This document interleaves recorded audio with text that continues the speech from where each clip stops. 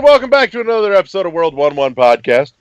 Before we jump in, as always, let's make the rounds of all the things that you should do and where you can find us. You can, as always, find us at our brand new home at world11.podbean.com, all spelled out, all one word. You can also catch us on Google Play Music, Spotify, and we have a brand new iTunes feed back up and running again. So hooray! It's now linked to the Podbean account, so you can go back to catching us on iTunes. There will be links going out everywhere in the next day or so. I just got an email yesterday saying that our iTunes stuff is approved, so I got to pick up the link and blast it out all over the place.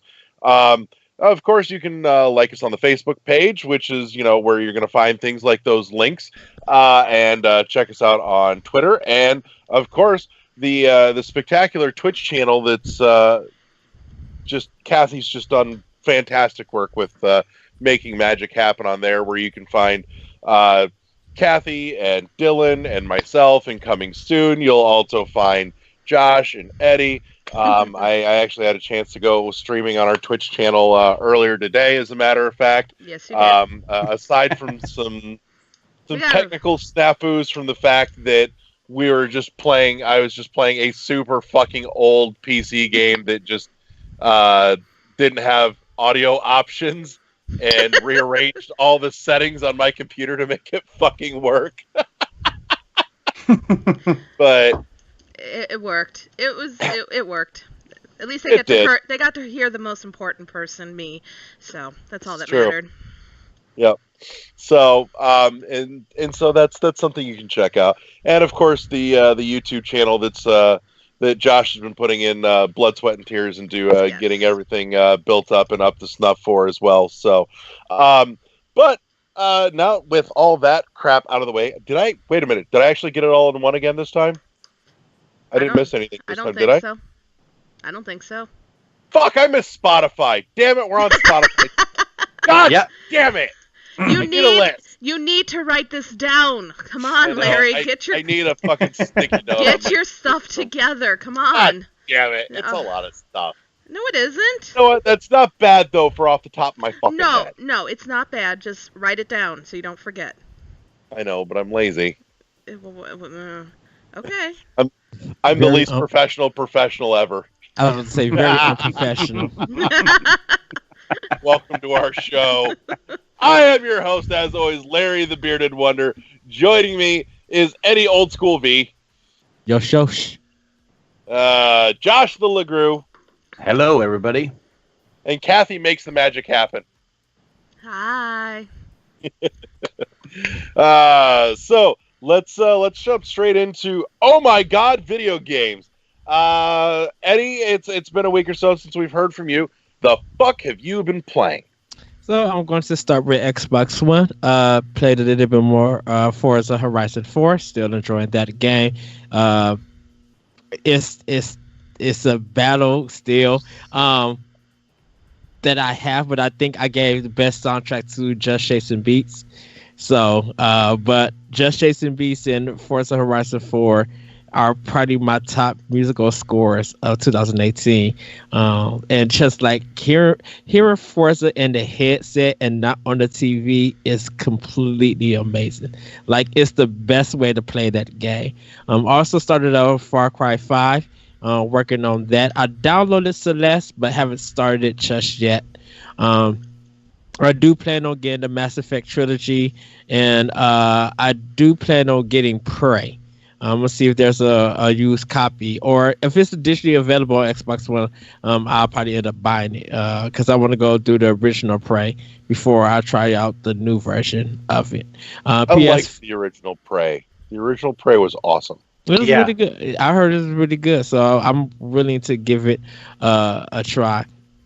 Oh, also played The Division on Xbox One and about to reinstall Destiny 1 and go through that whole game. Kind of want to do a rerun of it because I didn't finish the last DLC. I have a copy where it's all the DLC in the full game. So I'm going to like install it and go through that game again. Last but not least, I will be returning to Red Dead. I need to get that done because I know you finished it, Josh. But yeah. I need to do the rest of it. So and Darksiders 3 I need to get to. I'm almost done with that game, so I just need to finish some stuff up on there. For PS4. Nice. Played more BioShock, about 1/3 of the way. I jumped around on PS4 for a bit, so that's why I'm not fully done with that game because I ended up buying Secret of Mana on their holiday sale. So I'm playing the Secret of Mana remake on it. It's not bad. I mean, it plays like the original version. Some new animations and attacks and stuff. It's pretty much the same game that you played on Super Nintendo, like the same strategies. Like I'm leveling up all my weapons. I'm leveling up all my magic and stuff, and just going through the game that way. I don't think it's gonna take me too long. Right now I'm at level 20. So I think by the time I power up everything and finish the game, I'll probably have about 35 or 40 some hours, but I'll have like everything completed in a sense before I go to the final boss. So I'll probably be Eddie, which BioShock are you playing, by the way? I'm playing the first one. Are you? Okay. Yeah, I'm playing. I have the BioShock collection. Yeah. So I just decided everybody should. Because everybody should have the BioShock collection. Yes. Well, I don't have it, so there. I could shut up. I could say that BioShock. Wow, and that wasn't even me. God damn.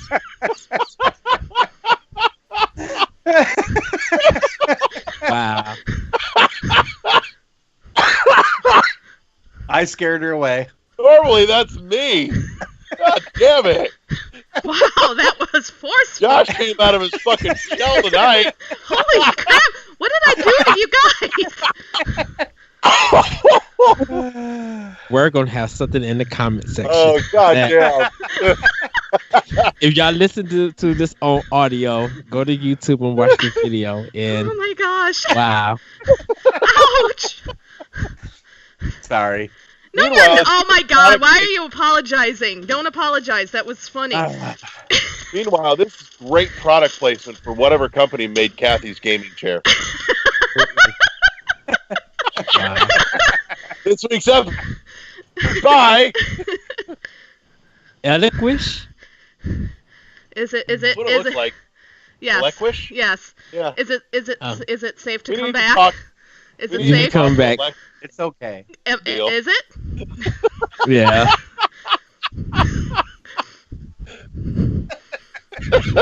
Wow. Wow. Save me, Larry the Llama, save me! Wow. Ouch. BioShock is okay. I don't think it's the best that everybody made it out to be.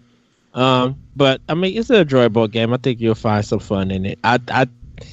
Is this the first time you played it? Second time. I have it on PS3. I have all 3 games on PS3. Right. Okay. And I played it. I think it was when it came to Xbox. I mean, when it came to PS3, it was like the greatest hits version. I think. Right. So for it. And I played it. And I was just like, I find nothing very like, oh wow, interesting. It was just like, this is a first-person shooter with more choices. And the choices weren't even all that spectacular, but the story and the narrative I really liked. The problem is it fell apart in the third act. Yes. And I will say though, and I it's probably been a year or two since I've brought it up, and I don't know if Josh, you've come across it and kind of gone through some of the old archive stuff, and I'm betting Kathy probably hasn't heard it, but I have a solution. I know what they could have done to fix the end of BioShock. Which ending? Doesn't matter. It boils down to the scene with oh god damn it, I'm blanking on the name. Andrew Ryan with the golf club. Yes, I remember you talking about this. Yeah, okay. I couldn't. You've talked about it, but tell everybody else. So, yes, I remember this. This is a good theory. I agree with you on this one. Yeah. So, what they need theory, to what take? They should have done. Yeah, they need to take a cue from old school Valve on this. So, Valve has a. I don't know if it's a rule per se, but Valve, you play any of their games, be it Half-Life, Portal, anything, story narrative driven, you'll notice they never take away player agency. Never. You are always in control, physical control of your character. During a scene where they're delivering narrative and story, you're free to fucking walk around the room, not pay any attention. And what it does is it forces them to write a story or a narrative delivery that is interesting enough to keep you where they want you to be without like holding your head and go stare at this thing. So, but most Valve games, and definitely with BioShock, even though that's not a Valve game, their presentation of the narrative is different. So so unless you're changing the whole presentation and narrative of BioShock to fit the logic of Valve's game, you're going to actually change the design of BioShock. No. One specific scene is where they should have taken a cue from Valve on this, and it's the scene at the end with Andrew Ryan with the golf club, where Ryan tells you to kill him with the "Would you kindly" command. And what they should have done is made it so that instead of it's just being a cutscene and it's just fucking happening, you should have had up like a prompt where it's like, press A to whack him with the golf club, press B to drop the club, but no matter what you press, he's gonna fucking whack him with the golf club. Yeah. That's the smarter way to have pulled that off and really. But then that's stupid. Whole thing. No, it's not. I mean, you're reinforcing the idea that despite what you want to do, but that's going to make people. That's going to make people mad because that stuff has been done, and it would just be like, "Well, just whack them." The thing is, if BioShock would have done this, it would have been the first game to do it. Yeah. No, I think it would have been the first. Right. Well, it would have been if it would have done it. Yeah. I think it would have given it a little bit more of the surprise to it, like it was going for. Yeah. I think that scene already was a shocker when you found out the whole, the whole mind control and the trigger phrase, and you started to realize what you were doing. That would have just, I think, made that whole scene even more. But then you got to realize that BioShock is kind of a playoff for System Shock. That is true, yes. So if you don't know the story and how System Shock was designed, trying to switch it up in BioShock, that wouldn't work. It literally wouldn't work. I think with BioShock, with Ken Levine and stuff, they were going for a narrative. They were going for a specific design. So even though you might think that would work, Larry, a lot of his fans would have been like, well, that was pointless. Why give me a button press when you was going to do it anyway? That's not control because the game is still in control. That's the whole point. Exactly. Yeah, but if you said if you're mentioning that player control should be important to you, and you should be able to walk away and walk around, your player choice is not there. If you shouldn't offer no button presses, no options. You should be just able, if he's talking and you hit the button or accidentally without even knowing that you hit the button just to see what something happens, then that would be player's choice, because you actually went and did an action that the game didn't expect you to do. But I will say, remember what the phrase was, would you kindly take this golf club and hit me? That doesn't mean you wouldn't be able to walk around, because he didn't have control over those actions. The only thing he triggered was take a golf club and hit me. So having that button option, like Larry's saying, actually would make sense, even if you could turn around and walk away. The fact that the would you kindly is specific to that one scene. But if he's talking and I'm walking away. But he already said it. And all he has to do is say it, would you kindly. It doesn't matter how far away he is. I mean, the room was locked. You were in there.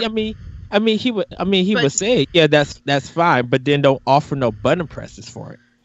No, I agree. I think having that choice, because it really would emphasize the It, fact it that you reinforces the narrative. have. It does. It would say But that you it was do not already. have. I think it was already in a narrative. I'm just saying. That's No, I'm no, just, you're- I'm just. No, I I'm get just it. too. because Yeah. it's because the thing about it is that you get all of this stuff 85% of the game of moral choices and making choices in the game. You already get that. So why did you now at this part of the game do you want to flip it? Did you That get to really make doesn't choices offer though? anything. Did you really Huh? get to make choices though? What Yeah. choices did you get to make? You get to make the choice if you want to save the girls or not. Because that's what BioShock is basically about. If you want to save the girl, if you don't want to save, if you Okay. don't, if you're getting attacked by the machines, Mhm. you have an option to take their powers or not. That part is narrative to what the ending of the game is going to be. And So you know why have you to- got to have that choice? Because nobody told you, would you kindly take the girl's soul, or would you kindly, or would you But it would you says- save them, or wouldn't you? So But if it they says- had said, would you kindly, It does. where does it say, would you kindly take the girl? When the one of the characters say when they were just like, do not hurt the child, and explains what happens if you don't hurt the child, that she would Tenenbaum give never plastic. gave you a "Would you kindly" though. That's what I'm saying. That was Right. Nobody said to you. Tenenbaum didn't know about your mind control programming. No, so that's why. Right. And Atlas never said to you, would you kindly not save the girls? Okay? I He mean, but never you- said that. So that's why but you can you have wouldn't- that in there. And But not, you wouldn't need that. The will you kindly part, you wouldn't need that. yes, you do. That was the whole thing, is that That's phrase. the trigger for the command. If you pay attention to the whole game, Atlas is always telling, now, would you kindly do something? He is the one who's pushing you forward in that game. Would you Right. kindly go to this area? Would you kindly do this? Would you kindly? That's the whole thing. Tenenbaum never says, would you kindly, because like they said, Tenenbaum doesn't know that that's the trigger phrase. So with that not being said, that's why you can still have the choice between to save the girls or to not save them. Right, because they're not saying that. This raises another interesting question now that I'm thinking about it, by the way. Eddie, have you ever seen The Manchurian Candidate? No, not yet. I heard about it, but I haven't seen it yet. This explains a lot now, doesn't it? Yeah. Yeah. Nobody in my family or my friends talked about it or wanted to see it, so that's why I've never seen it. You should watch it. Hmm. Seriously, watch, Yep. and I highly recommend watch the original. Great. movie. Yeah. I have Mhm. my thoughts on BioShock. I still feel like that narrative wouldn't work, but it is what it is. Yeah. With that, moving on to Switch, I picked up The Way Remastered on Switch. Played that all of Sunday, beat it like Monday morning, and gotta say that was a great adventure game, sprite-based adventure game. It does get a little bit frustrating at times, because sometimes it still has some bugs, and you got to kind of figure out the puzzles, because they don't make sense. Excuse me, in a certain manner. But it's just like I kind of enjoy how the game comes to an ending and the decisions that you make. One of the endings though kind of led me to believe that they should make a second game to see what happens after your set of choices are made. But I really enjoyed it. And now I'm working on Fire Emblem Warriors for Switch, and still working playing Smash, and about to jump back into Diablo 3. I'll be jumping back to that to finish it. I'm halfway done with that game too. I'm like on the 3rd chapter, so I only got like 2 more to do, and then I'll be done with that game. But that's pretty much what I've been playing. I'm still going to be picking up some more games and stuff a little bit later on. So yeah. You know, if I had another bottle of Di Serono, I could be playing The Way Replastered. Nice. Wah, wah, wah, wah. Gosh. Failure on every level. Complete failure. And let's go to let me see. Josh, down in that corner over there, if I got this right. Okay. You do. Yes, I do have the orientation correct. Ha ha! Yes. I finished up a little bit of some Red Dead. I had some of the epilogue to finish, so I finished that up. Cleaned that up a little bit, and then I started on some of my VR stuff. So I did some more Farpoint, and I did some more Moss, and I'm really liking Moss. The whole thing with Moss is it's just a really great, like a platformer type 3D game. It's really pretty fun. I've also been really watching a lot of 3D movies now. So I'm kind of like, okay, that's a good thing to kind of zone out when after work or whatnot. I started Yono, believe it or not, for about 15 minutes. Uh-huh. Only played about 15 minutes, so I'm going to get into it more, but only played about 15 minutes of it because that's just all the kind of time I had for it. I don't really have an opinion yet, so I got to play more of it, to be honest with you guys. I just I kind of see what hooked Eddie into it, though. So I'm thinking that I might actually like the game. I just need to kind of play it more. Other than that, I just played a couple of some VR titles and just kind of like tried some demos and stuff like that. I didn't do too much this week. So that's it. Okay. And Kathy. Tragedy struck our family last Thursday morning. We lost Fortnite. That doesn't sound like a tragedy. That sounds tragedy. like divine. Shut up. Sounds like divine intervention. I found it funny after we had discussed digital versus physical games. That you lost your digital? I lost my digital. It was a total accident.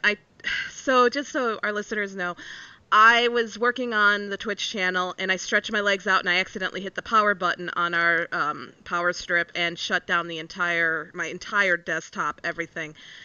And when I went to reboot it, apparently it destroyed and fried our external hard drive. Well, that was horrible. Now, I was able to get all our Steam games back, but for some reason, the Epic Game Launcher that runs Epic Games and everything just would not go off. I couldn't re-download it because it was wanting to just download to that external hard drive. Well, so we were without Fortnite until Sunday night, early Monday morning, and that really was a tragedy in our family.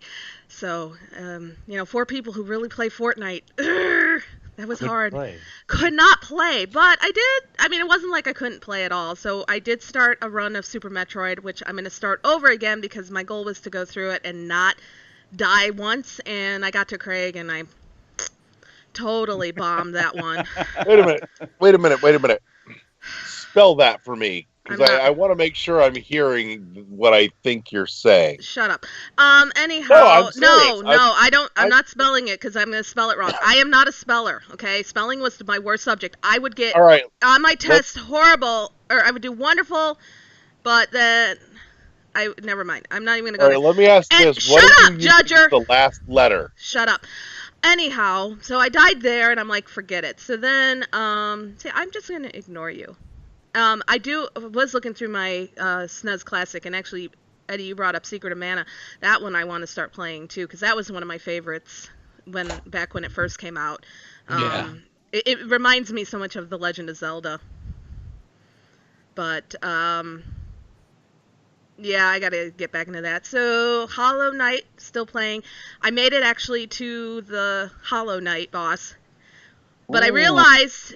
as I was when I realized I only completed maybe 62% of the game, I'm like, that bothers me. So I went back and I started exploring some more and found some areas like the Coliseum of Fools.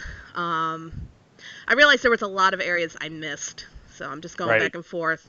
And I think I do want to take you up on that challenge of going across the map, starting at... Oh, the flower? Yeah, well, just trying to make my way across the map without taking any damage. You pick pick a point, or you tell me how to do it, and I will totally. I gotta find it because I really want to do it because I think I could.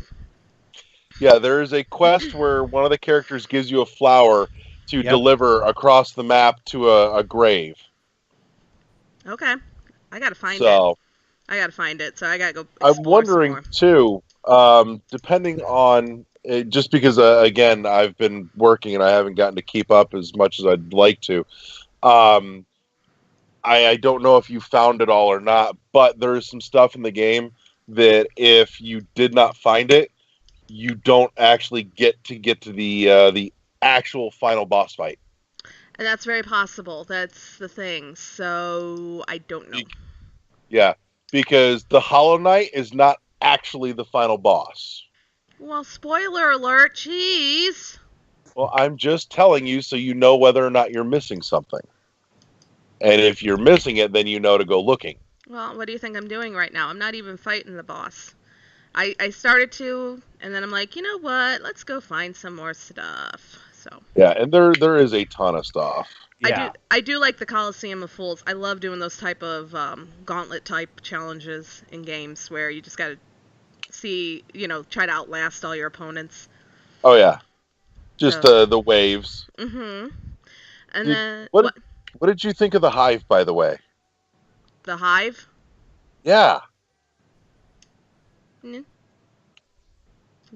I loved the Hive. That's one of my favorite areas in all of Hallow Nest.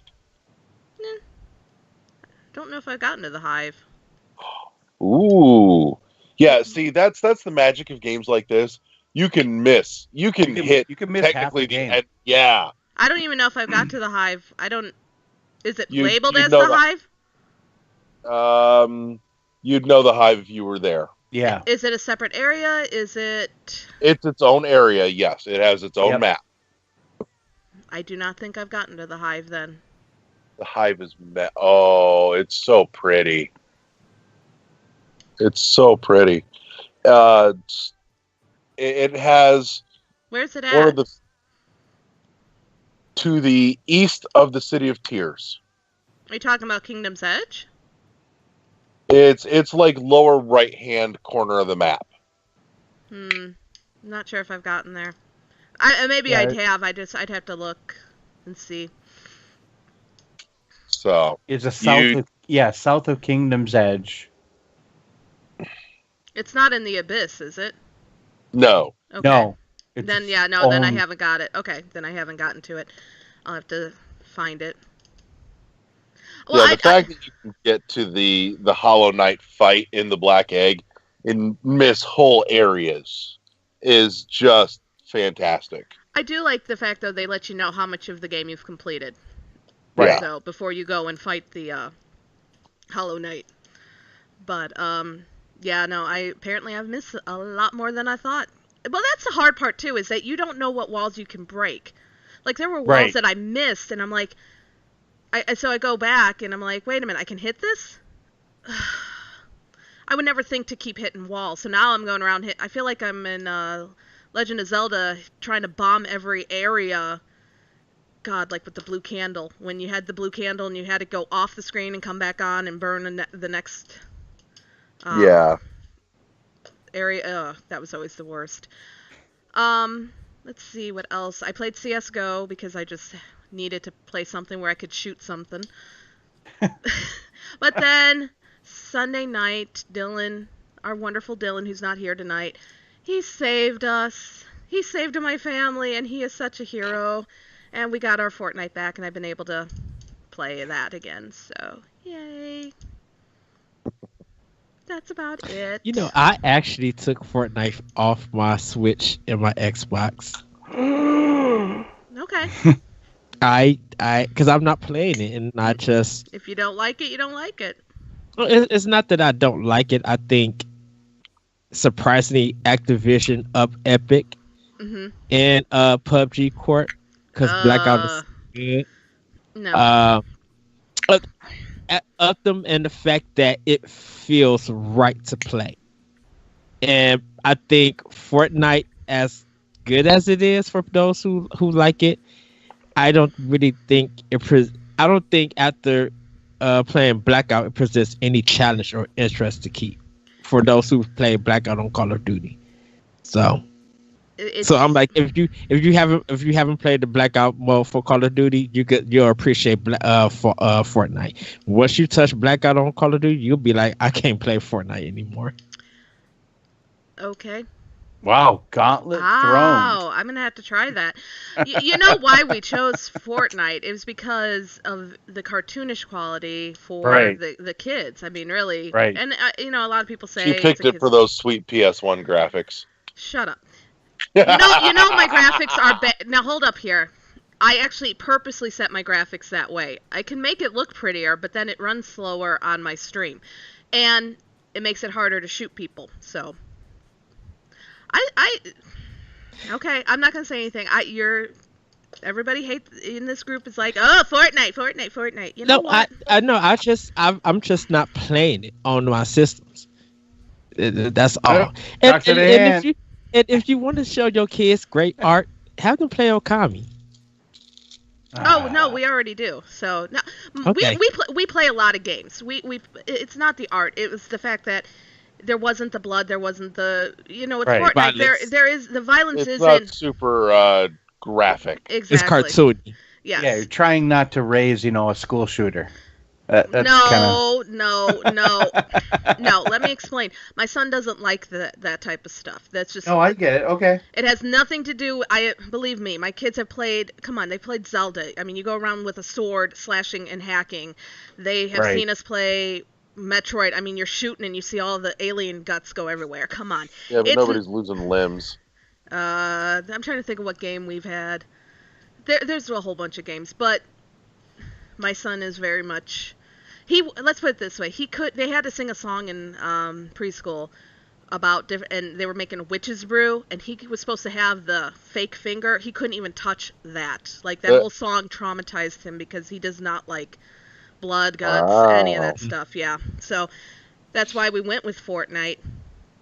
I mean, I'm having fun playing CS:GO. Don't get me wrong. I like that.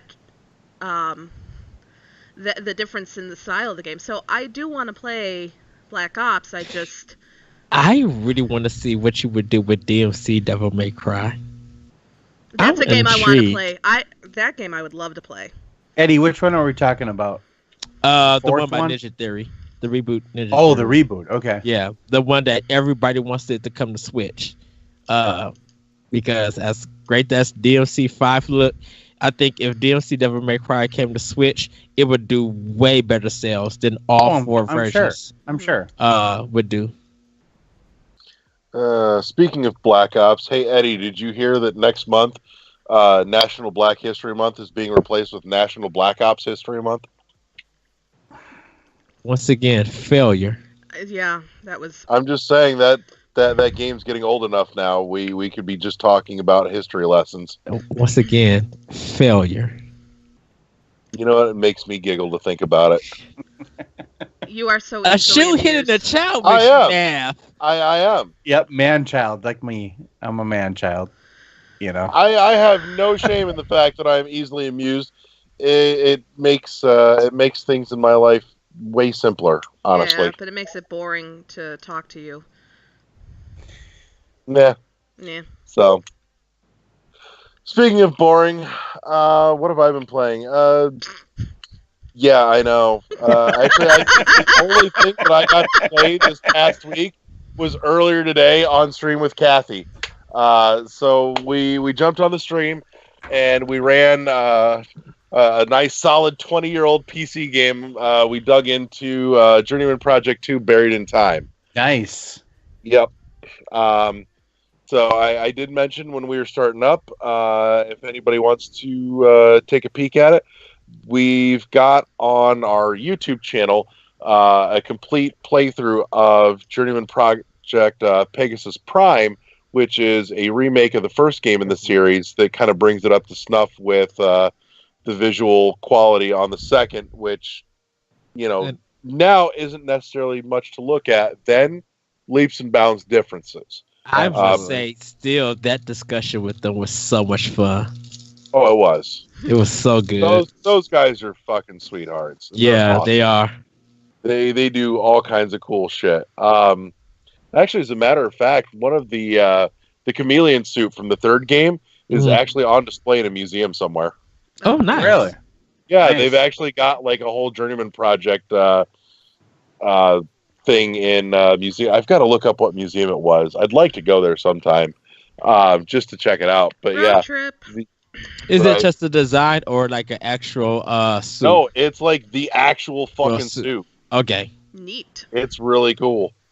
So, which I know, Kathy, you haven't gotten to see it yet, but the chameleon suit is a slicker version of the jumpsuits that are in Buried in Time that that we're playing through now, with the extra feature that kind of brings in a huge change in the game, because in Buried in Time, you've got to hide from people, don't be seen, kind of thing. You know, so your suit has a cloaking device. With the chameleon suit in the next game, it lets you project the image of other people from that time zone, so you don't have to hide. You actually get to interact with other people from those time zones. So, which puts a totally different spin on the puzzles that they're presenting. So, but in any case, we got through the intro and we played through the first time zone, which was Farnstein's lab, where you find Arthur, the artificial intelligence, as he's initially kind of on the defensive and trying to shoo you away because somebody came and paid him a visit and went and fucked with his shit, and he was not happy about it. And he's additionally already pissed off because of the fact that he's trapped on a space station that's dying. Yep. So, but in any case, so I've played the shit out of these games over the years. It's been a long time since I've picked them up. But I'm really kind of curious, actually, since Kathy was on the stream with me. I'm really kind of curious to hear some of your thoughts on it, since you were seeing it for the first time, really. Well, we were talking and I said, for a 20-year-old game, the graphics are pretty amazing. And the thing that was bothering me is because you were playing and I wasn't, there were things that I wanted to look at that I wanted to yell, stop, let me look, let me look. You should have yelled at me. Start yelling at me. But I was half asleep, okay? I was seriously like, not because of the gameplay, but just because I had worked all last night and I didn't get much sleep. So it was kind of, and plus it was cold in my basement, and that usually makes me even more tired. So, but I like the idea. I like the fact that I like those type of exploration games. It just, again, having played games where you move faster to slow down, that kind of throws me a little bit, and it's kind of like, ugh, come on. That is one thing about going back, playing old games. The slowness of them. Yeah. Yep. But I'm curious to see where this story's going. I'm curious to see who the antagonist is, the one who set you up, and just it's interesting. Okay, it is an interesting game. That's about all I'm going to say at this point, because I want to keep seeing the gameplay. Yeah. I think that's why I want Snatcher to come to Switch now. But yeah, I know where the story goes, and I love the story. It's one of the reasons I come back to it. Yeah. And for what it's worth, Kathy, if you get the opportunity, I will at some point be doing the third game in the series as well, Legacy of Time. Mm-hmm. And Legacy of Time, the story between 1 and 2 are very standalone. They're very separate, really.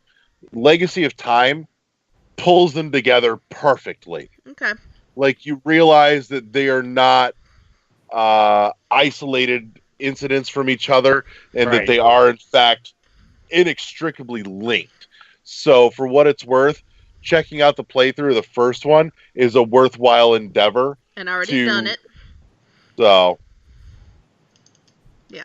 But yeah, that's honestly, I think that's most of what I've been playing. I think got to do the usual and dink with some Dead Cells again. I got maybe like one good run in and Yeah. had to put it down.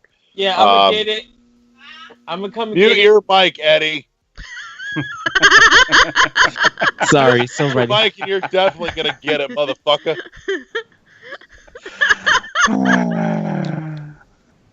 We're having too much fun. We are.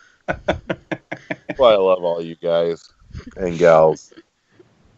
And nope, I'm not going there. I'm going to bite my tongue on that joke. Nope. I swear to God, I'm going to spend the whole year just like this. Bite my tongue, bite my tongue, bite my tongue. So. I know I had to do that in my stream the other day when you to keep from saying what I wanted to say.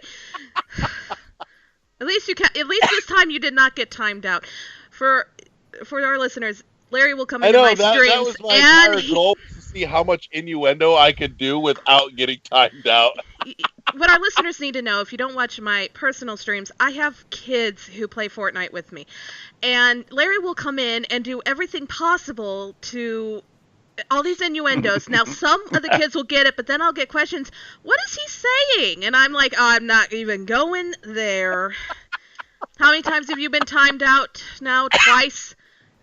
I've had to time you out twice. Yeah, just twice. Twice. Just twice. You were pushing it the last stream, which was I think Monday night. You were pushing it, but it was okay. Or Tuesday. I don't remember what day it was, but you keep pushing it. That reminds me, by the way, one of the greatest comments ever came out of your last stream on Fortnite. Which one? The last guy that you were playing with before you jumped off for the night. Oh, yeah. Yeah. What did he say? I don't even remember how it started, but he said something. He chirped back at you and said, I can read. I'm Mexican, but I'm not that Mexican. Like, God damn it. Wow. Yeah. Mexican Sasquatch brother. They are I met them before I started streaming in a random game, and they are so much fun to play with on Fortnite, and much better than the kids. The kids get a little feisty. It's like, I'm serious. I know. Oh my God! Sometimes I'm like, there's like a 12 years old. For some reason, they just really get feisty. Well, I had to ban one. I mean, he's no longer banned, but it's like, jeez. I mean, I tell him, I said, you guys keep it up. I'm kicking y'all out of the party, and that's what I had to do. It's like, stop fighting. We're here to have fun. Stop yelling at each other. You know, well, I want to say grow up, but. But anyhow, yeah. I will tell you, by the way, I did refrain from one of my favorite references that was coming to mind the other night, though, because you were ducking down and hiding in the bush, which is where all the innuendo jokes started. Yeah.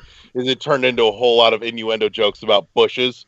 Yeah. Did you ever trim the bush that's annoying your neighbors? By the way. No, it's still kind of unruly. Okay. Just asking.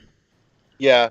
No, one of my favorite movie soundtrack song was song from the movie Snatch. I know, and now the comedy of this just comes together even better. Movie called Snatch, but the song was called "Fucking in the Bushes" by Oasis. Yeah. Okay. So, but no, it was literally like 20 minutes of double entendre jokes about bush. Because Jesus. Well, we were hiding in bushes. Let's be honest. They were. That's where it started. I'm like, that's a really nice bush there. It looks well trimmed. Somebody has just groomed it and done a great job taking care of that bush. No, you were saying you like bushes. You like your bushes well trimmed, and let's see. Yeah. It was rows of bushes. You know. Do you know one of the items you can get is a bush?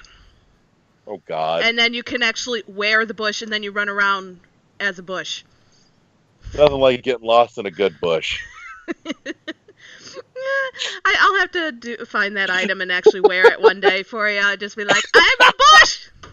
And then you crouch down and you just hide. And then you're like, I can walk. I'm a walking bush. Oh, God.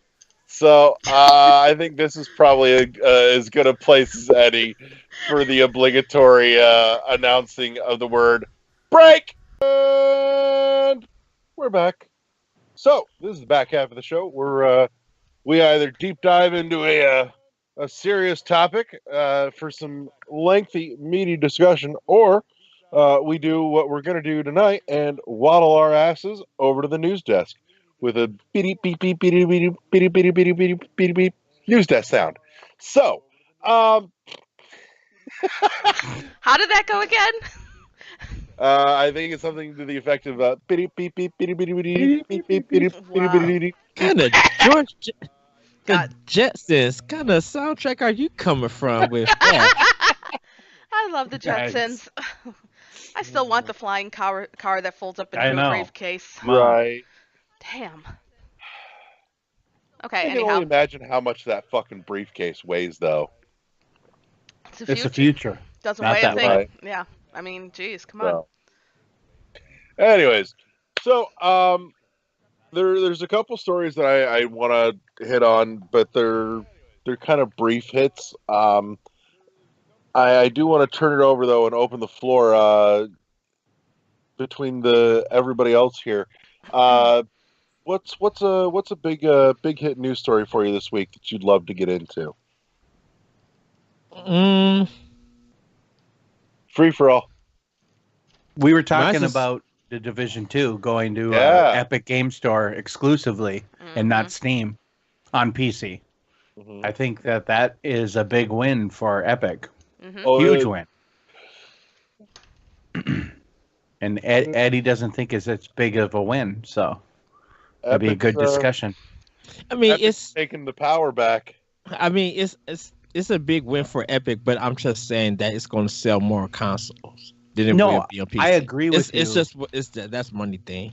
I just think it's a great win to pull something that is everybody wants to play, and millions of players already have Fortnite installed, so they have the Epic launcher, so they already have the Epic Store. Yep.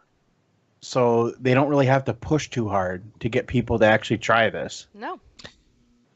It's a very forward-thinking maneuver because they know that Fortnite's not going to last forever, and especially in the numbers that it is. So let's get people used to playing other games as well. Yep. That's what I think is so cool about it.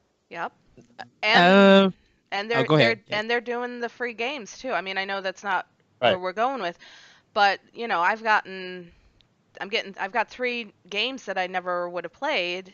And I mean, Super Meat Boy was one that I always wanted to try, but never could afford. I love Super Meat Boy. So now it's like, oh my god, I got it for free. So we're loving that one. It's like Epic is kind of, and I know they're doing it to get people to come to their store, but of course. But they're taking the money that they made from Fortnite, and they're putting it back into this new venture and everything, and I think it's a smart move. And I don't think they're going to. I think they're just going to provide some competition. I don't think Steam is going to go anywhere, obviously, but it's going to finally give some more competition, and I think a stronger competition base with the Epic Game Store. I think Epic is smart in this, and I think they're playing their cards right. It's for the PC crowd. I would say that it's not for those gamers who do a lot of their time playing games on console. Like, even though Epic, this is a good thing for Epic, what difference does it make? This is just another EA Origins, but since Epic has an engine that most people develop their games on, it's more open than EA at Origins or Ubisoft or Windows 10 and stuff like that. So I think with Ubisoft putting the Division 2 on Epic's Game Store, I mean, that's good for people who want to play that game on PC. And the only way they now could get it, if they want to, is do it on the Epic Store. There probably won't be no that much DRM. There probably won't be too many problems. I think it'll probably be easy access. But I think stuff like this is nothing new or anything for the console owner. So, but I mean, congratulations to Epic for it. You know that they got that game, because I think people already did their pre-orders, or already planning on getting it with their friends on console. Right. You know. I wonder if Epic is going to ever. I wonder if they would ever partner with any of the consoles to bring some of their store stuff and their deals to the consoles. No, they don't need so? to. They don't need to. The thing is, if Epic's going to do this, they're going to do it with Microsoft. Yeah. Because Microsoft already has it as ties with Epic. But that's going to be something in the future. They're going to see something. The thing about this, Epic wouldn't do it because Microsoft already has the store. Why would you want to? Why would you want to bring some of the same games that they already put on Microsoft, or even Sony's store, or even Nintendo store? If they already got stores and they put games that's already on there, what is Epic Games stores going to do? You're putting the same games that's already available on there. No, I hear you. Yeah, I hear you, but I do think that Microsoft knows that, like, for example, their store is lacking in a lot of ways that people don't really want to use it. And if they can get a game that everybody wants to play, and they already bought it on Xbox Live, or they bought it on it Game Pass right now, but we don't know what the future is going to bring. So they're still going to continue. They're still going to continue having their store systems. I think the thing about it, and I'm gonna let you finish, Josh. I forgot. Okay. Sorry. Thing about it is that Epic, when it comes to consoles, is an engine maker. Right. I agree with you. They are not a publisher or developer in this time. Where Epic is kind of on PC, but they could bring some of their old games that they used to do. And they could put them on there. Now, why would you want to do the same thing on Xbox Live, where every Wednesday, you get a discount, or some of those games that have came out on Xbox Live or PSN has already been free before the Epic Store has started, or you can pretty much do backwards compatibility. You could get a remaster version that's better. You don't have to pay full price that Epic is offering compared to it being cheaper on the system's digital service. It doesn't make sense. So why would Epic need to do that? Epic is already collecting their coins and money for anybody using their engine. Right So now. It's gonna be for until Epic goes out of business, or someone decides to use somebody else's engine and actually hurts Epic. That's why I think this is interesting with the division, because just to kind of bring it back around, is that Ubisoft uses a Snowdrop engine. So they're not using Epic's engine. Right. And for them to get this deal, it's a marketing deal. I'm sure it is. And I'm sure they're getting some kind of percentage off or whatever, but it's still a good thing. And I do, I give kudos to Epic for getting it. So we'll see what happens. Question is, should, and more of the hypothetical, should or if Epic Games new storefront get big enough, do you think they end up going the Valve route, where they just decide, fuck this, we don't want to make games anymore, we're just going to print money? Epic is already doing that. What game has Epic released that they have published and developed? Fortnite. Right, but Fortnite was a game before. Fortnite was a different game than what it is now, because they charged for Fortnite, and because Battle Royale became what it is, they switched gears. Yeah. So they just did a smart thing. So I could see if you're talking about the original version of Fortnite, yes, that's the last game that they have actually done. But the Fortnite that most people know now, they still did it. They still made this version of it. Well, I think they switched it up. But I'm just saying but when Fortnite was originally released, didn't nobody pay no attention about it? Not really, no. So with this battle royale, if you want to call it that, coming into play, um, they switched their business plan from going from being a paid they did game the and smart thing. ideal, Yeah. and then it going free. So, Right. and the only reason why they had to do that is because PUBG was popular. So they got that idea, switch some things up, and place it in their game. And PUBG got it from someone else. I honestly think Epic, they just improved upon it. They Well, just did they did what any smart company would do, and they did it the right way. And they hit when the iron was hot, and they got people playing. I think with PUBG, I think that was H1. I think it was H1Z1. The people who made PUBG, they made the battle royale thing on there. But we knew battle royale. Yeah, we knew battle royale from movies and even anime. So that's nothing. That's nothing kind of different and stuff. And issue, heck, we had battle royale when Mac came out on PS3. That was like a 100 person game, and it didn't work right. It's one of my favorite scenes out of everybody just didn't care about Mac. Right. So no, that's one of my favorite scenes out of Accepted, where they're arguing back and forth, and the weird kid's just kind of standing off to the side and looks at the ball and goes, "Yep, battle royale." It's like, oh, that'll kill the room real fast. But, anyways, Kathy, any news jump out at you this week? Not really. Like I said, I'm just excited. Like we were talking about, I'm just excited to see that Nintendo is bringing some more of their classic games to the Switch with Zelda 2 and Blaster Master. I remember Zelda 2 giving me headaches growing up. I hated it in the beginning, but I've learned to appreciate it. Yeah, it is definitely. I've played it now. I did play it completely through when it came on the Wii shop, and I realize now what a great game that is. I didn't like it back because I liked the original Zelda, and I was really excited when Link to the Past came out because it went back to that format that I really liked. Right. But now that I'm older and now that I played it, I appreciate where they were going with it, and I realize, and it really is a Zelda game. So that I'm excited about. I can't wait to play that. And then, of course, we were talking about Blaster Master. That game I never could finish because I never understood what I was doing, but I just had so much fun playing it. I just thought it was a fun game. And I like the idea of, you're at some points driving, and then at some points you're going through these levels. Out. Yeah.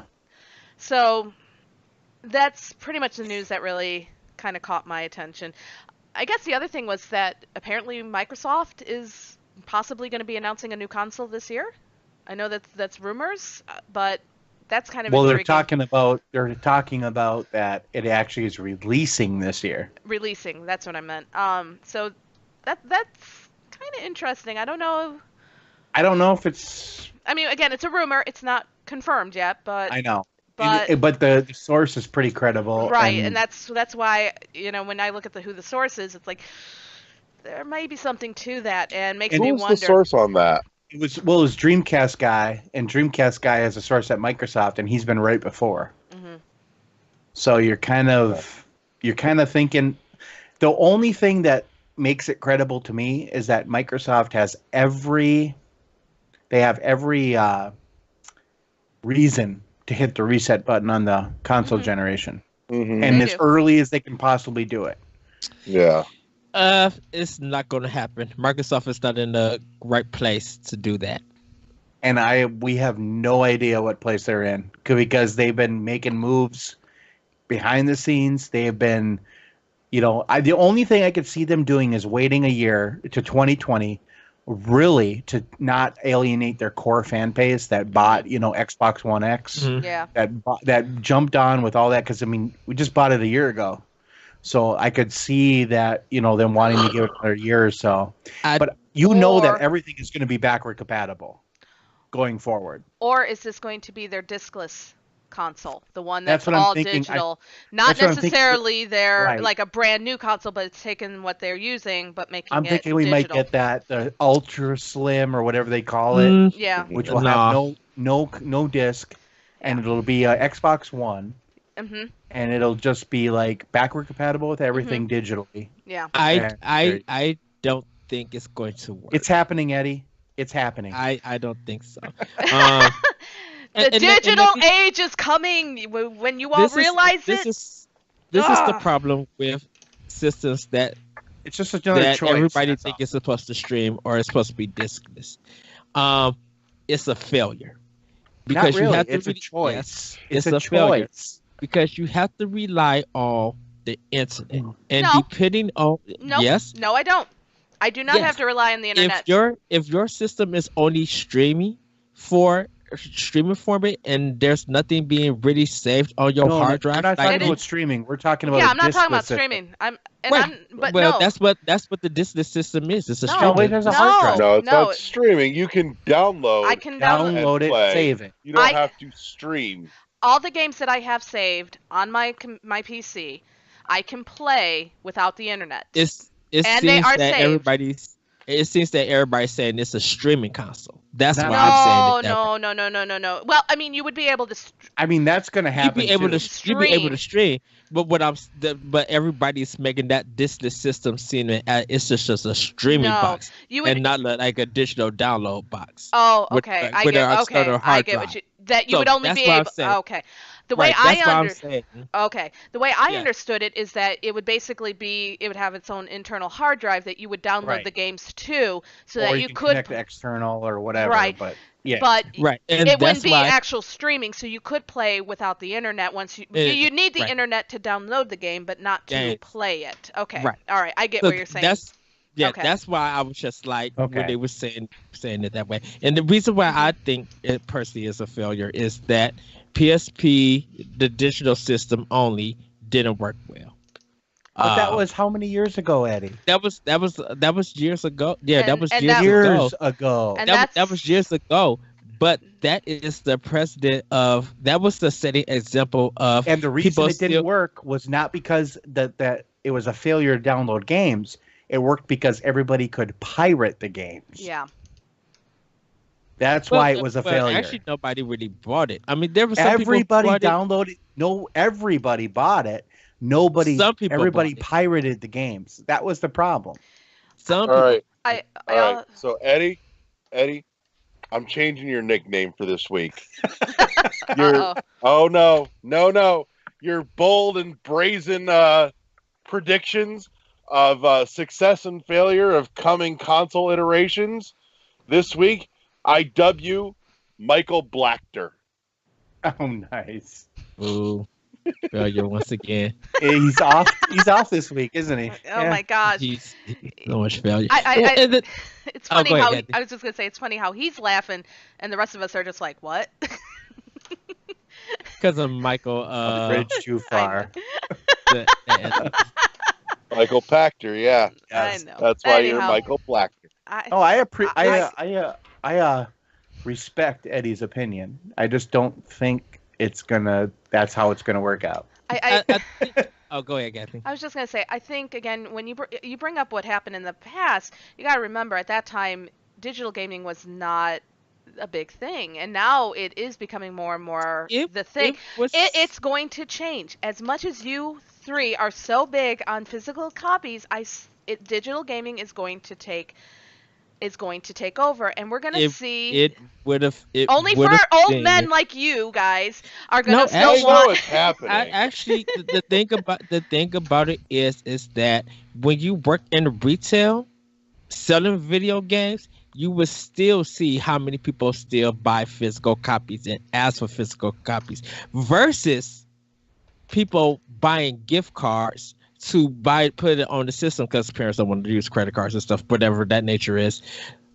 Instead of buying a lot of digital, instead of buying gift cards or the digital game, because not all games are fully available to buy digitally at a store. People still go into stores. A lot of people don't trust digital sales for their kids putting their credit card on the system. But you don't need to put your credit card on the system. All you do is get a gift card, use it like a credit card, and that's the thing about it. A lot of parents don't do that.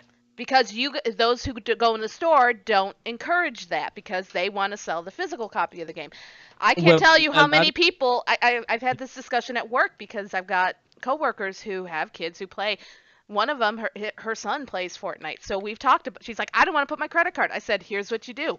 Oh my gosh, it was like the biggest thing. So now she's more willing to do the digital stuff because she knows how to make it work so that she doesn't have her credit card out there. That's all. Yeah. It will get out there, and we're going to see the train. And that's why I say, like, when you work in retail, you will still see people buy more physical copies than digital copies. But if all the I would say this: if all the games that when the physical copy comes out to stores, if they have the digital card that you could buy to download the game, if that came with every game for every release, that's the way digital stuff would change. As adults, it depends on how much money we have invested into external hard drives, because don't forget, these systems they don't are a 2 terabyte hard drive. That's kind of expensive, so you got to think about hooking that up to your system and getting all the games. If you want to go if you want to go full digital, we know that games are 40 gigabytes and up, depending on if you're getting the first party in AAA. Keep an eye on sales. Believe me, I had a 4 terabyte hard drive that was pretty cheap. But so just saying. I think Xbox is 8 terabyte, and Sony is 5 terabyte. I think 5. I think yeah. I think they just raised it. I don't know. That stores a lot of games. I'm telling you, those. I got 250 games on my Xbox. And that's a balance between, like I said, first, third, DLC updates, indie games, free games, and stuff like that. And if you're buying like a special version, like if you're getting like Call of Duty, Black Ops 4 Special Edition, that's like a 250 gigabyte download because of all the stuff that's coming on with the maps and everything. So you got to factor all of that in. And then secondly, you have to depend on the licensing never expiring or getting taken off the store, because depending on what your hard drive space is, if you have to take that off because you need to play a certain game, and don't forget, you can't trade in digital games. You just can't. Not yet. Epic, it's going to happen. It's going to happen. You will be able to trade in. It needs to happen. It will. You're going to be able to trade in your license. I think in Europe, some of the console things they're saying that they're trying to. It's some kind of law or some stuff they're trying to get digital stores to do. But I think that's returns before the game comes out. It's like pre-sales and right now, yeah. But it's going to happen. It's a step. And what we see with Valve. In a sense. But it's just like if you bought a game and it's still on your system 4 months past, you can't do nothing about it. Right. Like but that's the same with physical copies. I'm sorry, physical copies wear out. Let's be honest. There's copies of games that I cannot play anymore that are physical because they have worn out. It happens. It happens to all games, whether it's digital, physical, or anything. And it depends on how much you have played that game and how much you have taken care of that game. Yes, there are games that wore out, but did it stay in your system for the last 6 months, and that was the only game that you played? If you're wearing it out that way, and not switching the games up and different things, of course you're going to wear it out. But you can always take that game, get it clean, see if it works. If it does, you can put it in the box. So blow on the cartridge is what you're saying? Or the CD.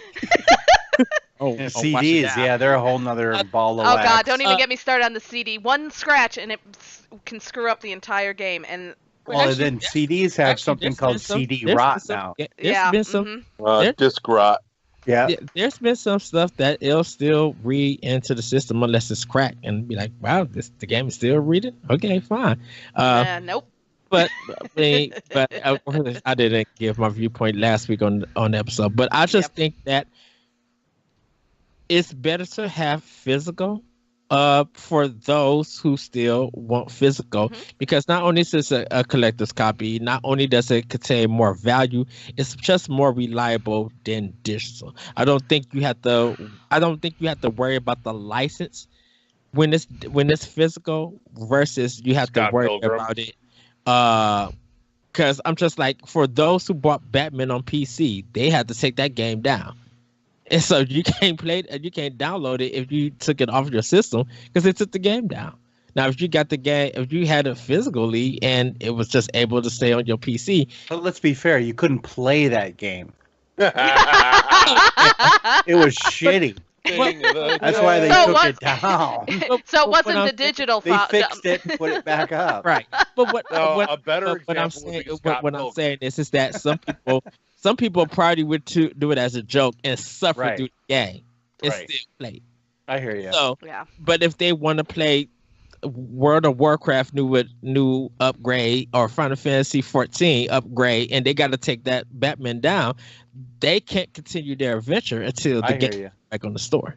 Okay, So, that's just what that's I'm. fair. No, it's fair. Yep. It's a fair So, critique. and I just think that right now Microsoft is focusing on getting studios and getting launch games ready for their system. Well, of course. It doesn't make sense that if I'm buying a system that not only does digital, like the downloads, that's going to be backwards compatible and stuff like that.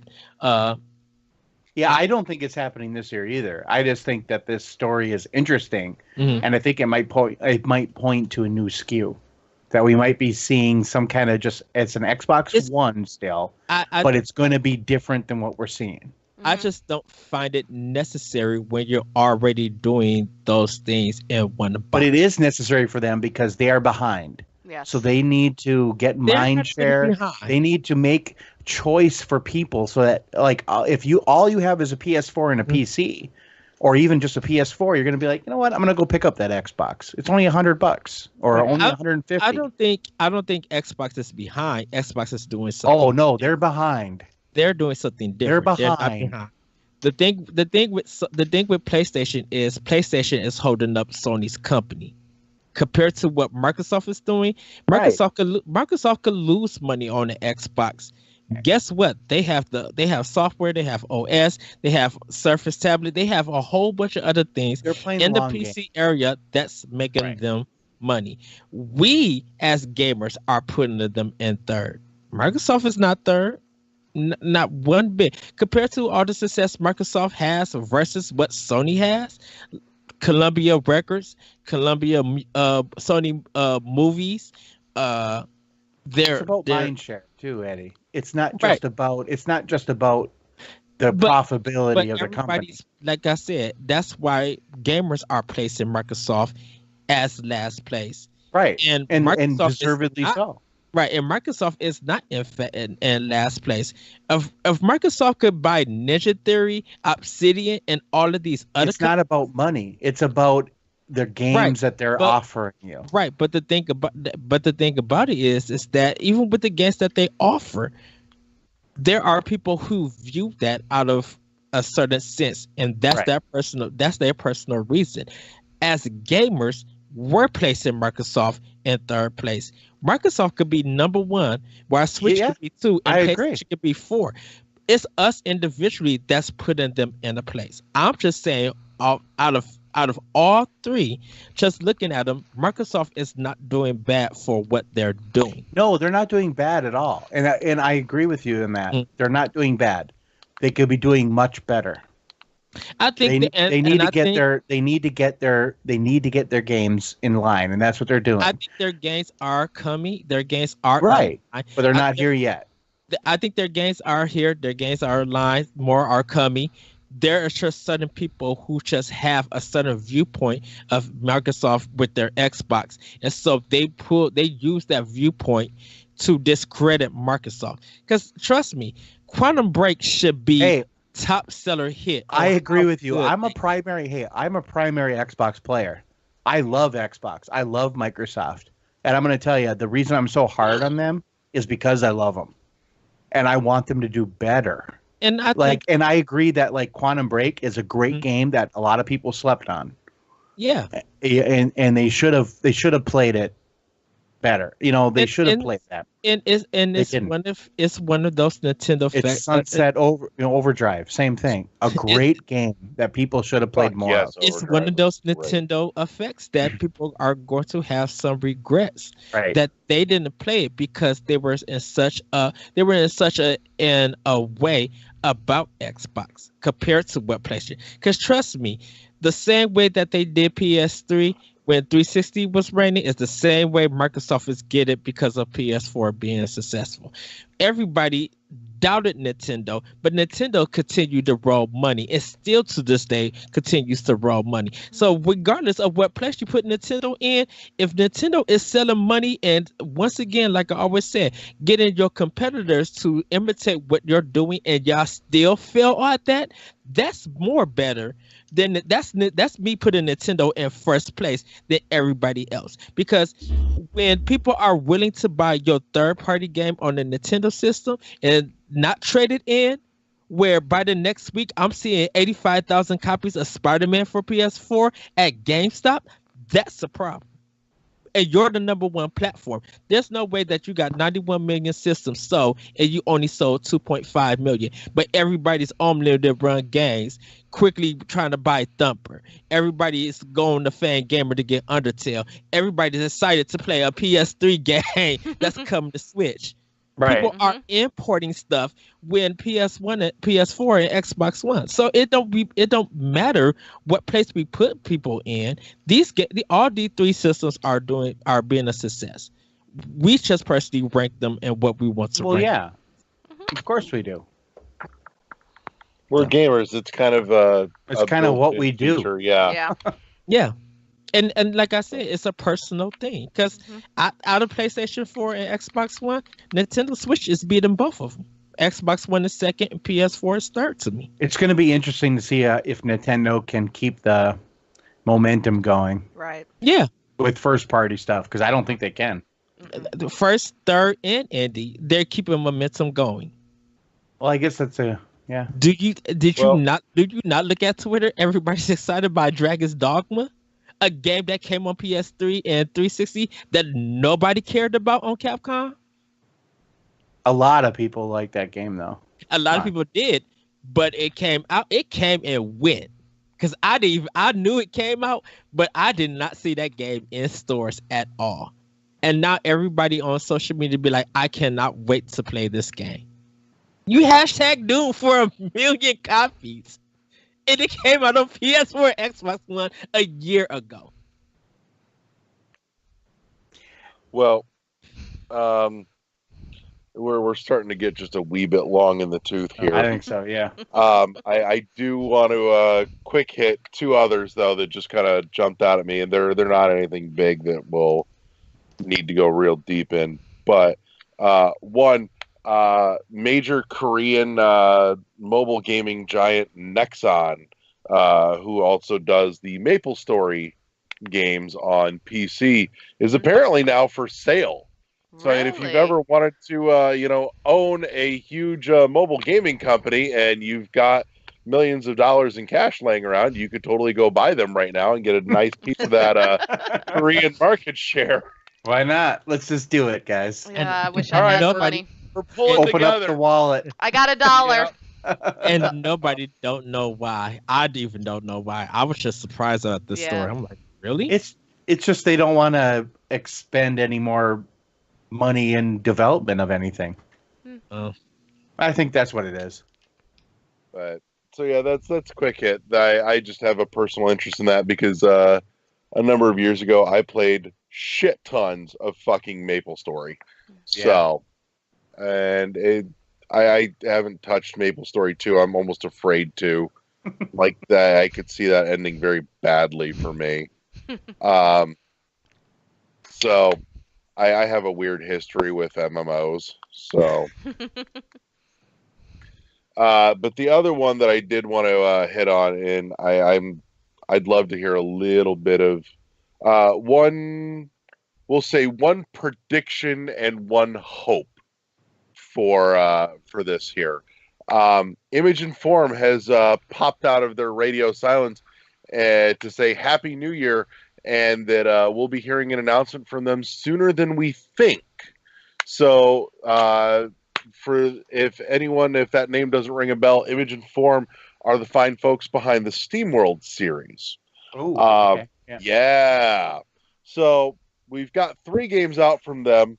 The SteamWorld Dig games, 2 building on the formula that the first established, but also SteamWorld Heist, completely going way out of left field from the SteamWorld Dig games, and it's a turn-based shooter of all the goofy things. So they've got the ability to do pretty much whatever the hell they want successfully. So prediction and wish list. What do you think is coming next from Image and Form? A prediction on what's coming? You think of like SteamWorld Dig 3 or something like that? Yeah, I want a realistic prediction, and I want what's your hope? I hope, personally, I think a realistic prediction would be SteamWorld Dig 3, and I hope that's what it is, that they build on what they've built on the last 2 games, because the second game just got better. So if they could do it again, I'm all for it. Okay. And Kathy? Prediction is I will actually have to play this game because I do not know this series. And my hope is that I like the game. So there. I don't know anything about SteamWorld, so again, not a game. I have no clue what you're all talking about. So I got some backtracking to do, I guess, some homework. My suspicion is you will like SteamWorld Dig 1. You'll probably like SteamWorld Dig 2 more than you did 1. And my guess is that SteamWorld Heist will probably be kind of a mixed bag for you at best. Yeah. Okay. If I'm a betting man. It's a good thing I don't take bets. I lose all the time. And Eddie, I've been wanting to test this out all night now, by the way, with the awesome new frame layout that Kathy's been working on for us. I need to see how strong the connection is between your computer and mine over Skype and with the layout. I need to see if this reaches you. Hold still. Not that good. Damn it. Damn it. Failure. Once again. My gosh, a lot of failures tonight. I don't care. Fuck it. It entertained me. So, and Eddie, prediction and wish list for Image and Form. I think it's going to be a new IP. It's going to probably be a 2D platformer. Are you thinking they're stepping away from SteamWorld altogether? Yep. New IP. They're going to work on a new IP. My hope is that it plays like Mischief Makers for the N64. God damn you, Eddie. God. Why not? I mean, they already got the experience of making something that plays like Dig Dug. So I guess. And Okay. I hear where you're coming from. Yeah, I hear they you. don't need to make another Dig Dug Metrovania style game. I think they need to move. I think they need to move away from SteamWorld Dig, create a new IP, and actually bring something from something interesting. All right. Just saying. I know. Dig Dug type games, and hope they dig deeper into Dig Dug type games, so I can dig it even harder. I think they need to move on to a new IP. Okay. Well, and here's a question for you, because obviously, if you look from SteamWorld Dig to SteamWorld Heist, they didn't have to step out of the SteamWorld IP to change genres completely. And they made, I know you're talking to Eddie, but I'm just thinking they may do that. They may pivot again into something different, but still in that world, which would be cool. Yeah. I'd be okay with that. I wouldn't. I think they need to expand. I think they need to showcase that they can make another game, a new game in a different genre with different gameplay mechanics. Learn, expand, and gain experience. I see where you're coming from too. Yeah, they could do. I mean, I think either would be good. Yeah. I'm not opposed to a game hitting into a completely different genre for them, I would still love to see it connected to the SteamWorld world. I don't think so. Personally, I don't would need too, it. but I wouldn't want it. I would like be the like- universe they've built, and I'd like new ways to spend time in to that. interact with that world would be cool. Yeah. Yeah. You know, if you look at what happened with Oddworld, that's another great example of Yeah. you know, kind of branching out your genres Well, inside of Oddworld's the a- same universe. Ours is a jumble mess on how that's all connected. Not a knock against Oddworld, but it's a jumble mess. All No, five of it- those it games is. should. It All is. five, It is. all No, it five of is. those games should have been out. No, I don't It's just disagree. what I'm saying. And that being said, that's a point where Image and Form has tremendously succeeded, where Lorne Lanning hasn't really, you know, because you've got these games that again, you know, are jumping from one genre to another really well, but you can actually find the connection between them. Yes, that Right. I agree. Like Yeah, I didn't see the connection from SteamWorld Dig 1 to Heist, but No. once SteamWorld Dig 2 came Two out, it bridged that gap and went, "Oh, that's how we got there." Right, and see, like that works compared to Oddworld. Oddworld's just a jumble mess Yeah. when all five of those games should have been out. Well, I think As- Oddworld as my suffers very from much. suffers from taking so damn long Yeah. to come out. You know, what, 20 years Mhm. between? Was it 1995? No, I think so. I maybe even earlier. 95 or 96, I think. I'm Yeah. thinking mid to late 90s. Yeah. We're probably in the 93 to 97 range. Yeah, you're like in the heyday of PlayStation or whatever. The Yeah. PlayStation was later. I thought it was 95, 96. PlayStation was out. So, well, PS4 was out in 99, I think. PS2. Or PS2, yeah. 2002, I think. Is it? Oh, swear no. I think you're right. Yeah, because PS2 came out my freshman year of high school. Because Dreamcast was out. Yeah, Mhm.